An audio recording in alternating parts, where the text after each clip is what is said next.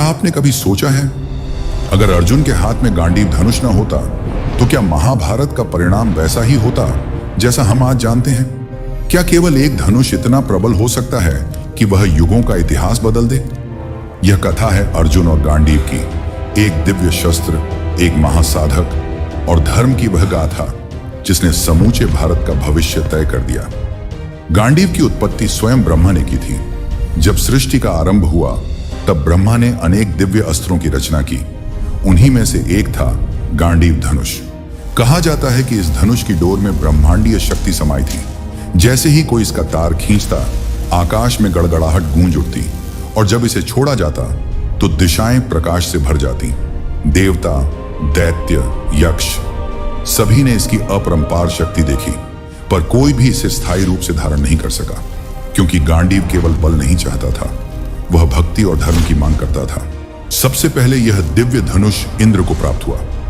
इंद्र ने इसका प्रयोग असुरों के विरुद्ध हुए अनेक युद्धों में किया, परंतु कुछ समय बाद इसे वरुण देव को सौंप दिया। वरुण ने इसे अपनी गहराइयों में सुरक्षित रखा गया। कहा जाता है कि हजारों वर्षों तक यह समुद्र की तह में सोया रहा। फिर वह समय आया जब अग्निदेव प्रकट हुए। उनके भीतर एक प्रचंड उद्देश्य जल रहा था, खांडव वन को भस्म करने का, ताकि अधर्म की छाया मिट सके। उन्होंने वरुण से विनती की कि वे उस दिव्य धनुष को उन्हें सौंप दें। वरुण ने उत्तर दिया, यह धनुष किसी साधारण व्यक्ति के लिए नहीं है। इसे केवल वही धारण कर सकता है जो धर्म का सच्चा अनुयायी है। अग्निदेव ने वचन दिया कि उचित समय पर वह इसे सही पात्र को प्रदान करेंगे, और वह समय तब आया जब अर्जुन का जन्म हुआ। वह समय जब पृथ्वी पर अधर्म धीरे धीरे अपना विष फैला रहा था। कुरुवंश का वह युग जब सिंहासन के लिए रक्त बहाना सामान्य था, जब भाइयों में प्रेम नहीं प्रतिस्पर्धा थी और सत्य की आवाज राजमहल की दीवारों में गुम हो चुकी थी। हस्तिनापुर, वह महान नगरी जहां राज्यसभा में फैसले शब्दों से नहीं, चालों और षड्यंत्रों से लिए जाते थे, जहां सिंहासन की लालसा इतनी प्रबल थी कि लोग धर्म और रिश्तों को भी भूल चुके थे। पर उसी भूमि पर किसी कोने में एक बालक जन्म ले रहा था जो इतिहास को पुनः आकार देने वाला था। वह था अर्जुन, पांडु का तीसरा पुत्र। उसका जन्म किसी साधारण बच्चे की तरह नहीं था। उसकी आंखों में बचपन से ही एक तेज और गहराई दिखाई देती थी, मानो वह अपने उम्र से बहुत आगे की बातें समझता हो। जब अन्य बच्चे खेलों में शक्ति और दिखावे की होड़ लगाते थे, अर्जुन अपने छोटे से लकड़ी के धनुष के साथ चुपचाप अभ्यास करता रहता था। जब कौरव गर्व से अपनी शक्ति का प्रदर्शन करते, अर्जुन तब भी मौन और केंद्रित रहता। वह जानता था कि असली शक्ति शरीर की नहीं, साधना की होती है। उसे अभी शायद यह पता नहीं था कि एक दिन वही बनेगा धर्म का सबसे बड़ा योद्धा, वह योद्धा जिसके हाथों में एक दिन गांडीव दमकेगा।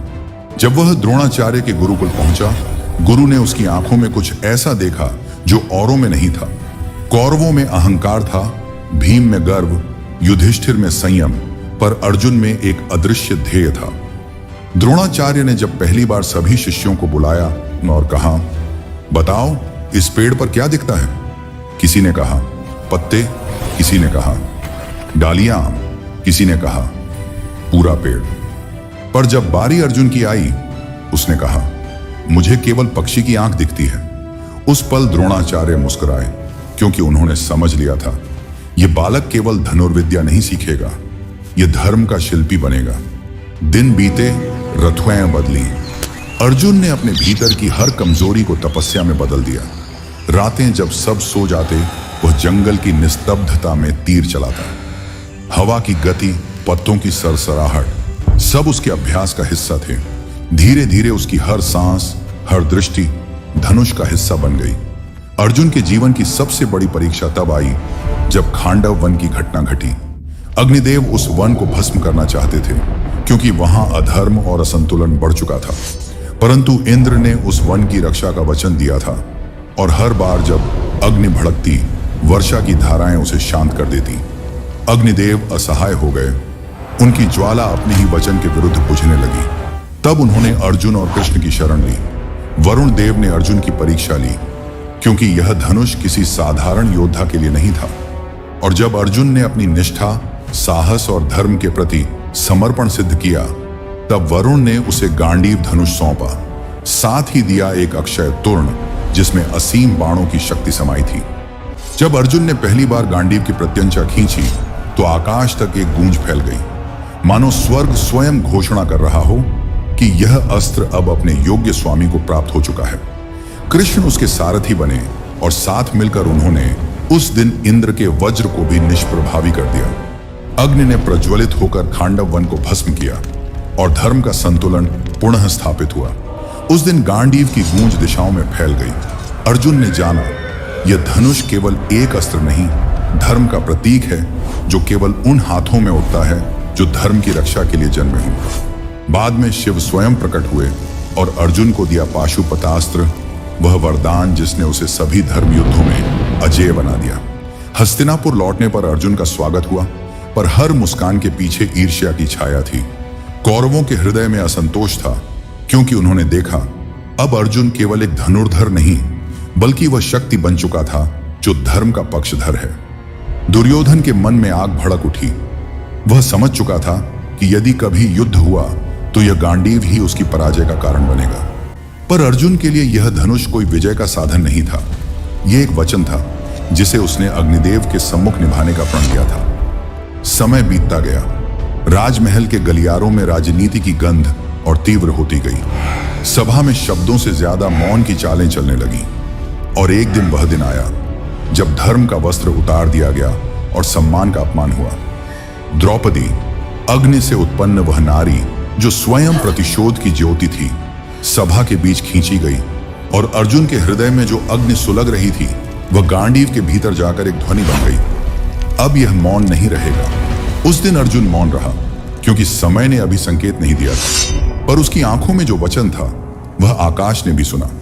फिर आया वनवास, 13 वर्षों का निर्वासन, जिसमें अर्जुन ने शस्त्र नहीं छोड़ा बल्कि स्वयं को फिर से गढ़ा।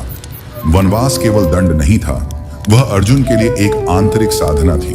जहां बाकी भाई दुख में डूबे थे, वह जंगलों में ध्यान कर रहा था। कभी पहाड़ों पर, कभी नदी किनारे, कभी घने अरण्यों में वह अपने भीतर की शक्ति को समझने लगा। कहते हैं वह वर्षों तक हिमालय की गुफाओं में रहा, जहां वायु भी स्थिर थी और शांति इतनी गहरी कि मन डूब जाए।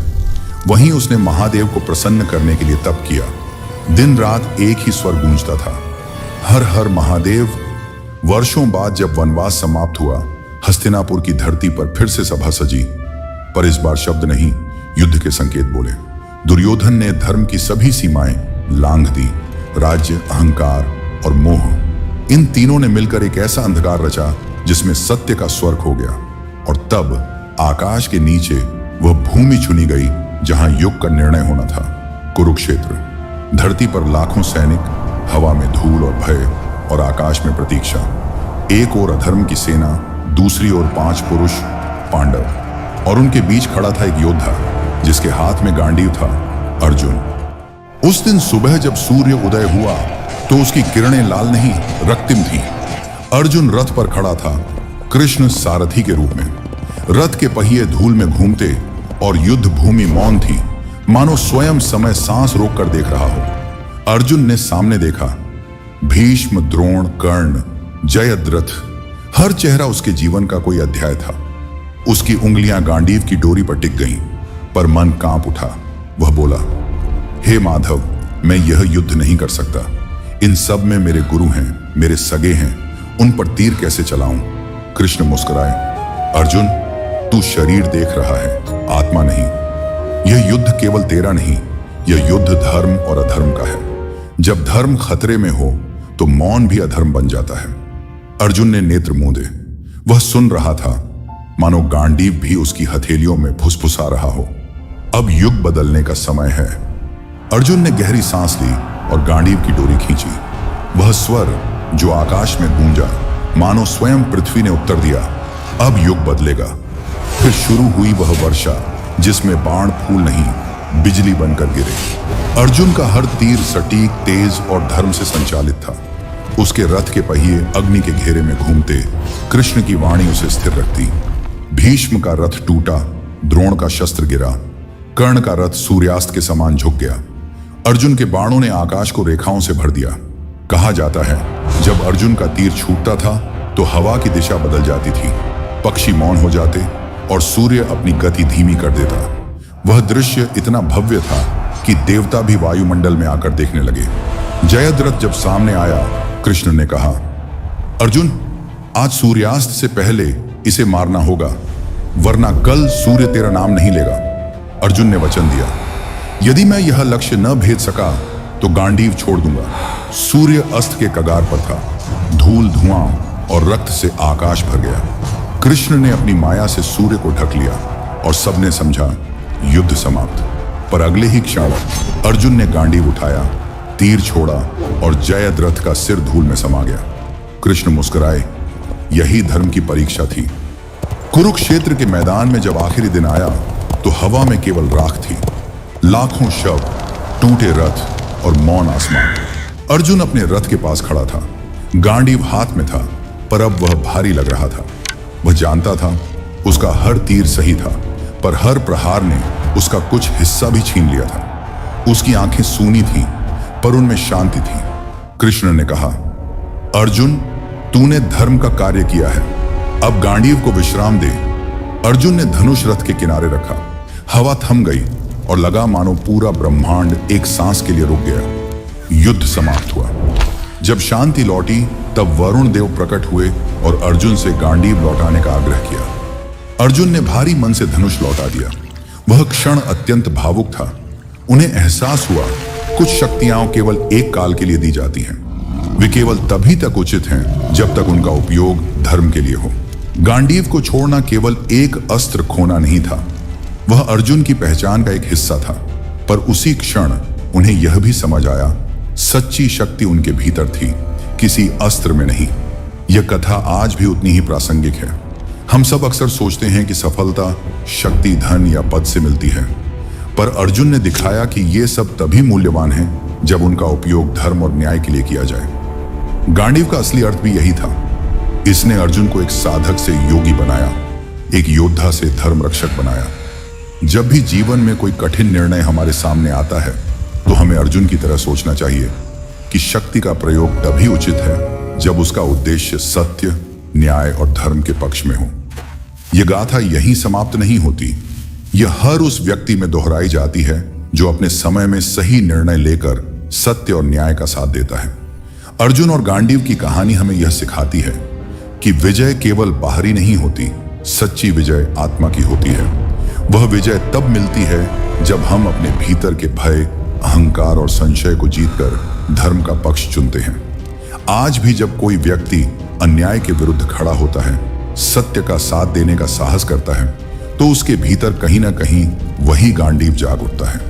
यही अर्जुन का सबसे बड़ा संदेश है। शक्ति का उद्देश्य विजय नहीं, बल्कि धर्म की रक्षा है। अगर यह कथा आपको प्रेरित करे तो इसे दूसरों तक अवश्य पहुंचाएगा, क्योंकि अर्जुन और गांडीव की कहानी सिर्फ इतिहास नहीं, बल्कि हर युवा के लिए एक अमर सत्य है। धर्म कभी हारता नहीं, और जो धर्म की रक्षा करता है वही अमर होता है।